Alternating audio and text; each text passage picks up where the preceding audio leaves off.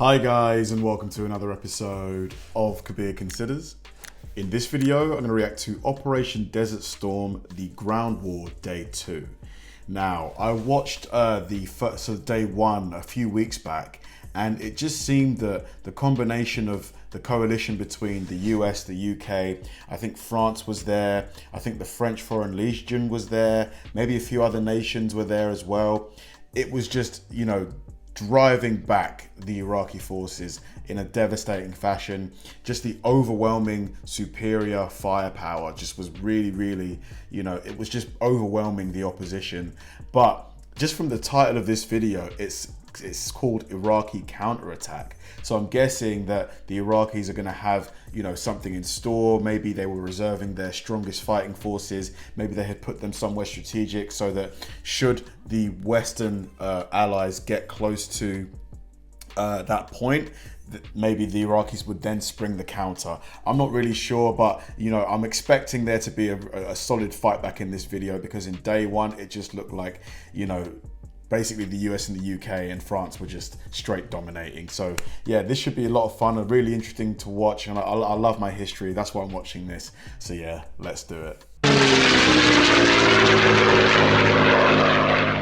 Alright. General Norman Schwarzkopf returns to the war room in Riyadh at 4 AM on Monday the 25th of February 1991, G+1, after a few hours sleep. He observes the large war map, showing the live dispositions of his forces. One thing I've realised about this General Schwarzkopf guy, he's a real taskmaster. Even though things are going really well, like, he's still not happy. He's just constantly wanting to improve things. Nearly all Iraqi divisions on the front line, mostly made up of conscripts, have been annihilated. The 240 Abrams tanks of the 24th Infantry Division of 18 Corps have marauded across the border and aggressively penetrated 80 miles into Iraq. After slow progress securing objective Rochambeau on day 1, the French Daguet is preparing to launch its assault on their objective at As Salman Crossroads and Airfield. After their daring helicopter assault behind enemy lines on day 1, the legendary and respected 101st Airborne have progressed the construction of their forward operating base at Objective Cobra, and prepare to launch a new advance to take and cut off Highway 8 in the Euphrates Valley. Highway 8 is not only Saddam Hussein's main supply line to his forces in Kuwait, but also controlling the road will allow the 101st to destroy any Iraqi military vehicles in retreat. I see. The US Marines and Arab forces in the east continue their excellent progress towards Kuwait City. I wonder who the Arab forces were made of. Okay, I'm guessing this flag is Saudi Arabia. Who else? Maybe Qatar, Oman. Helicopters perform mock attack runs towards the coastline at Faylaka Island. This is a feint and gives a portion of Iraqi troops the false impression that an amphibious assault could be incoming, keeping some of their attention focused in the wrong direction. Good bluff.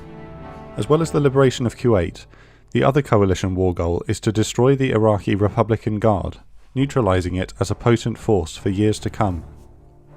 For this reason, the heavy armoured divisions of 7 Corps need to be making fast progress north to cut off any divisions that try to escape Kuwait. The difference in progress between the left and right flanks and 7 Corps in the centre is vast. Furious, Schwarzkopf demands to know why they're so slow.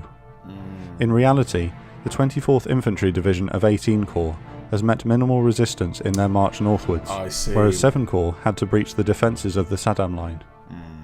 The logistical pressure placed on 7 Corps by moving the main assault forward by 15 hours on day 1 has been significant, and so logistical chains can't reasonably be expected to be at full efficiency. That was a slight miscalculation there. That was probably General Schwarzkopf that made that decision. Some in Schwarzkopf's circle of staff officers believe that he knows more than he lets on, and is simply exaggerating for effect to light a fire under his generals. I see. The first action of day 2 takes place on the western... Oh, hold on, so Schwarzkopf wasn't a general. What's above a general? Admiral? ...flank of 7 Corps. The 1st and 3rd Armoured Divisions are manoeuvring across the desert to catch up with the 2nd Armoured Cavalry Regiment already in Iraq. They hope to reach the supply depot at Al-Bashaya later on, before dark. 1st Armoured's Divisional MLRS Battery covers the mass of Abrams tanks as they roll forward. The conscripts of the Iraqi 806th Infantry Brigade are the unfortunate souls to be the first unit in their way. The display of firepower brought against them is short but very violent. Like the other conscripts on the front line, their resistance to the tank assault is minimal, and they surrender as soon as possible. The 1st Infantry Division advanced beyond the remnants of the Saddam line to clear the area beyond of Iraqi units. Once they're happy that the area is clear, they begin to guide the British 1st Armoured Division through the breach at 10 AM. The plan is to line up the divisions of 7 and 18 Corps in an echelon right formation, stretching from the Kuwaiti border to Highway 8, and then wheel the 2 corps in a right turn to hit the Republican Guard armoured divisions en masse. The 2 groups of the French Daguet are continuing their cautious advance north. Group East advance up the main road towards As Salman. Group West approach an area of land west of As Salman airfield. And it must be really, really hot. Like, you know, and these soldiers are in these tanks. It's got to be so hot because this region, I think, gets to like 40 degrees Celsius quite easily. That's around 100 Fahrenheit. Man, I wonder if the soldiers had any way to cool themselves down, because I doubt that the tanks had air conditioning. At 9:30 AM, French Gazelles of the 3rd RHC attack a few scattered Iraqi armoured vehicles with anti-tank missiles and fire short bursts of 20mm cannon fire near trenches. Again, the defending Iraqis have no desire to fight, and this is enough for them to surrender. The Gazelles continue to hammer bunkers. A short artillery burst covers the French tanks moving unopposed into the objective. An Iraqi with his arms aloft holds out a surrender leaflet dropped on his troops days earlier, furious that his comrades had to endure an hour of artillery and helicopter attack before being given the opportunity to surrender. Needless people probably died there, you know. Group East encounters a company of Iraqi T-55 tanks. 2 Gazelles and an A-10 batter the column, destroying half of the 15 vehicles, and French tanks roll forward to finish them off. Given the hopelessness of their situation, nearby Iraqi infantry show courage standing up to the French tanks, firing RPGs at close range. Wow. However, RPGs, so they're exposed, they're just holding it on their shoulder, you know, coming up against all these tanks and aircraft. Ballsy. They are eventually overcome by machine gun fire from the tanks. Group East continue moving north. Simultaneously in Kuwait, the Arab forces of Joint Forces Command East are moving up the coastal road. They're about 12 miles southeast of the northernmost US Marine elements. The commander of Task Force Papa Bear of the 1st Marine Division, Task Force Papa Bear. Who comes up with these names? believes that a series of overground pipelines and sabotage burning oil wells to their east are enough to deter an enemy attack to their flank. They're wrong. Thick morning fog covers the advance of a recon unit of T-55s against Papa Bear's command post. Nobody spots them break through the fog, and the Iraqi tanks open fire into the command post tent. Miraculously, nobody inside is hit. Chaos erupts as Marines return fire with anti-tank weapons and small arms fire. Had the Iraqis taken advantage of the chaos and continued to press their attack, they could very realistically have overrun the command post. An American corporal bravely charges at the tanks on foot and destroys a T-55 with a shoulder-launched AT-4. Wow! As the fog begins to lift, it's clear that a significant counterattack is in motion. 8 miles north, Iraqi artillery zeroes in on the 1st Marine Division forward command post, likely using radio direction finding equipment to lock onto and home in on the command post radio antennae farm. This post is currently hosting the 1st Marine Division commander, Major General Mayat. Iraqi BMP armoured personnel carriers open fire through the mist from a tree line to the east. Infantrymen disembark and small arms fire and anti-tank missiles streak into the Marine encampment. The Iraqi force is brigade strength and is now just a few hundred metres away. 7 Marine LAV armoured personnel carriers and 40 infantrymen respond, forming a line and returning fire with small arms and anti-tank missiles, and the LAV's 25mm cannon. Realising the seriousness of their situation, the Marines request all available nearby Cobra attack helicopters to beat back the enemy line. Yep. The Iraqi troops are too close for Marine artillery support. The first of the responding Cobras scream in and hammer the enemy line with cannon and rocket fire. Seeing the Cobras, Captain Stephen Ray, commanding the LAV platoon, orders an aggressive counterattack against the larger Iraqi force. They roll forward, stopping only to reload their 25mm cannon with fresh belts of 600 rounds. Iraqi gunnery is terrible, and they score no hits on the marauding LAVs. Wow, really? Not More one? Cobras arrive to join the Marines lighting up the tree line. The aggressive move forces the enemy to retreat through the woods. Ray continues the pursuit for a kilometre. Satisfied that the majority of the brigade's vehicles have been destroyed, he shows mercy and allows the last of the disarmed fleeing Iraqis to escape. Wow. Nice try, but yeah, they just couldn't do it. The US and the other nations there, it just seems that they far outmatch the Iraqi forces in pretty much every facet of combat here, whether it's vehicles, aircraft, maybe even the skill and training of the soldiers too. With 38 vehicles destroyed and 300 Iraqi prisoners of war, Captain Ray is awarded the Navy Cross, second only to the Medal of Honor for heroism. Nice, well done. Task Force Papa Bear have M60 tanks immediately available to hit back against the attacking Iraqi forces, and with the fog lifted, a large tank battle is in progress. Marine jets and Cobras have been scrambled and pound the enemy vehicles, with M60s and LAVs hammering the inferior Iraqi tanks. Particularly fearsome is a flight of 4 Cobras led by Captain Randy Hammond. They form a wide line abreast and fly northeast at 20 knots.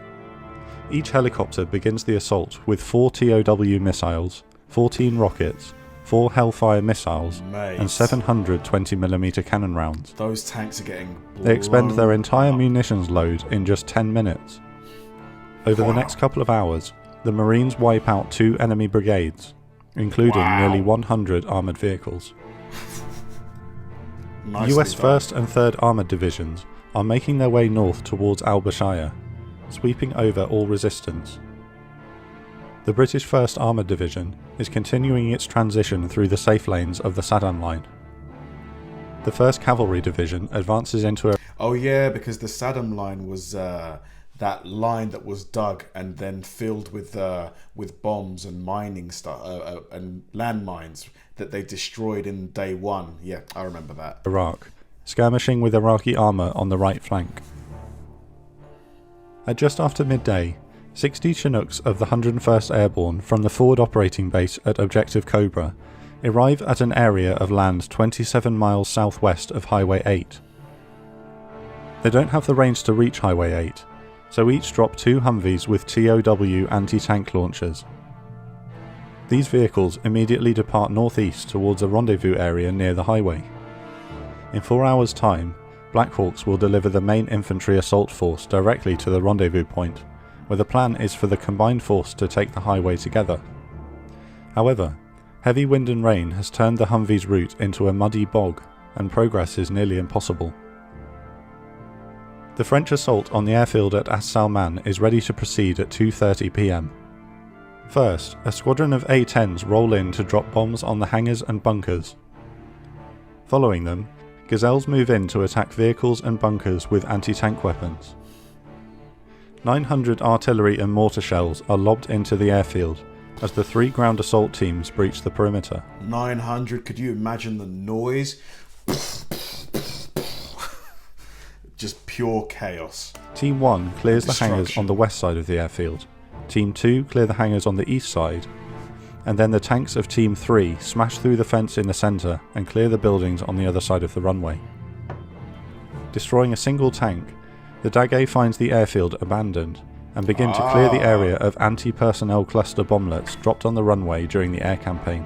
Good thing there was nobody there, because those 900 artillery shells would have taken quite a lot of lives if there had been people. At 4:10 p.m, the Black Hawks of the 101st drop their infantry into the muddy bog a mile south of Highway 8.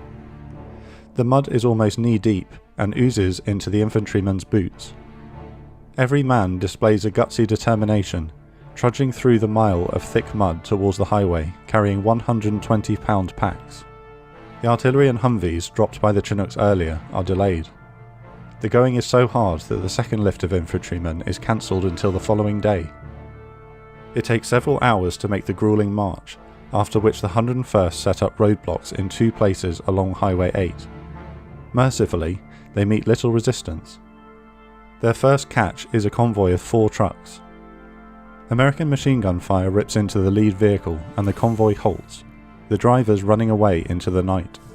Mate, you'd hope that or you'd think at least that the windscreens are like bulletproof, because otherwise whoever's driving that is just going to get just blown to pieces with those machine guns. With hopes and dreams of a shipment of Scud missiles and tank shells, scouts search the vehicles. They report of a shipment of onions. Onions!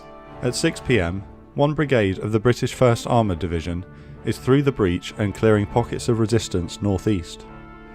They form the southeasternmost point of the Great Echelon, stretching northwest beyond al-Bashir. Bogged down by surrendering Iraqis, the 1st Armoured Division postponed their assault on al-Bashir until tomorrow morning. With orders to find the enemy but not to become decisively engaged, the 2nd Armoured Cavalry Regiment probes east into the night towards Kuwait. They encounter and skirmish with the Iraqi 50th and 37th Armoured Brigades, screening units for the Tawakalna Republican Guard Division waiting in the darkness. Oh yeah, and these are the elite Iraqi forces, aren't they? The Tawakalna. I think he mentioned them at the start of the Day 1 episode.